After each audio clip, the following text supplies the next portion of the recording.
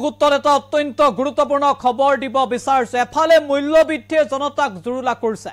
Smart meter অত্যাৱশ্যকীয় সামগ্ৰীৰ মূল্যবৃদ্ধিত অতিষ্ঠ হৈ পৰিছে অসমৰ জনতা।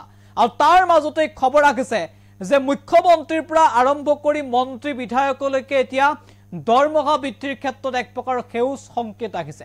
হয়তো অচিৰেই দৰমহা বৃদ্ধি পাব মুখ্যমন্ত্ৰী, মন্ত্ৰী, বিধায়কৰ।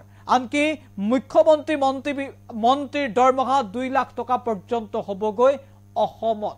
আৰু অসমৰ প্ৰেক্ষাপটত যিটো সময়ত জনতাই প্ৰতিবাদ কৰিছে, যিটো সময়ত ৰাজ্যখন এক প্ৰকাৰৰ ধাৰত পুত গৈ আছে, যিটো সময়ত প্ৰতি মাহতে যেন এক প্ৰকাৰৰ ঋণ লোৱাত ব্যস্ত হৈ পৰিছে হিমন্ত চৰকাৰ, আৰু অত্যাৱশ্যকীয় সামগ্ৰীৰ মূল্যবৃদ্ধি স্মাৰ্ট মিটাৰ জনতাক জুৰুলা কৰিছে, সেই সময়তে অসমৰ মন্ত্ৰী বিধায়কৰ দৰমহা বৃদ্ধিৰ বাবে এক প্ৰকাৰ সেউজ সংকেত আহিছে।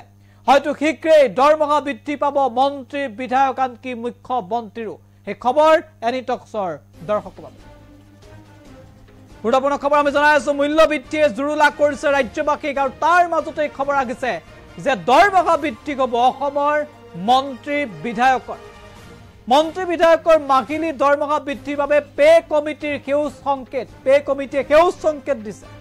50% দৰমহা বৃদ্ধিৰ পৰামৰ্শৰে প্ৰতিবেদন দাখিল কৰিছে পে কমিটিয়ে।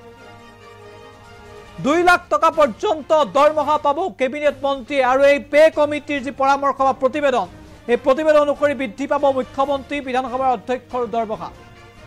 দৰমহা বৃদ্ধি হোৱাৰ লগে লগে মুখ্যমন্ত্ৰীয়ে 2 লাখ টকাৰ ওপৰত দৰমহা পাব, কেবিনেট মন্ত্ৰীয়ে 2 লাখ টকাৰ ওপৰত দৰমহা পাব, বিধায়কেও 1 লাখ টকাৰ ওপৰত দৰমহা পাব, আনকি বিধানসভাৰ অধ্যক্ষই 2 লাখ টকাৰ ওপৰত দৰমহা পাব। আৰু ইতিমধ্যে পে কমিটিয়ে প্ৰতিবেদন দাখিল কৰিছে, আৰু এই প্ৰতিবেদনৰ পাছতে এক প্ৰকাৰ স্পষ্ট হৈ পৰিছে হয়তো অচিৰেই অসমৰ মন্ত্ৰী বিধায়কৰ দৰমহা বৃদ্ধি পাব। যিটো সময়ত মূল্যবৃদ্ধিয়ে জনতাক কুঙা কৰিছে, যিটো সময়ত ৰাজ্যখন ধাৰত পুত গৈ আছে, ৰাজ্যৰ চৌদিশে জনতাই প্ৰতিবাদ কৰিছে মূল্যবৃদ্ধি নিয়ন্ত্ৰণৰ বাবে, চৌদিশে এতিয়া জনতাই স্মাৰ্ট মিটাৰ বন্ধৰ বাবে প্ৰতিবাদ কৰিবলগীয়া হৈছে। কাৰণ শাক পাচলিৰ পৰা আৰম্ভ কৰি প্ৰতিটো সামগ্ৰীৰে অভাৱনীয় হাৰত মূল্য বৃদ্ধি হৈছে, আৰু য'ত অতিষ্ঠ হৈ পৰিছে অসমৰ সৰ্বসাধাৰণ জনতা। কিন্তু তাৰ মাজতে অসমৰ মন্ত্ৰী বিধায়কৰ দৰমহা বৃদ্ধিৰ বাবে পে কমিটিৰ সেউজ সংকেত, আৰু ইয়াক কেন্দ্ৰ কৰি এতিয়া ব্যাপক প্ৰতিক্ৰিয়াৰ সৃষ্টি হৈছে। আৰু যদি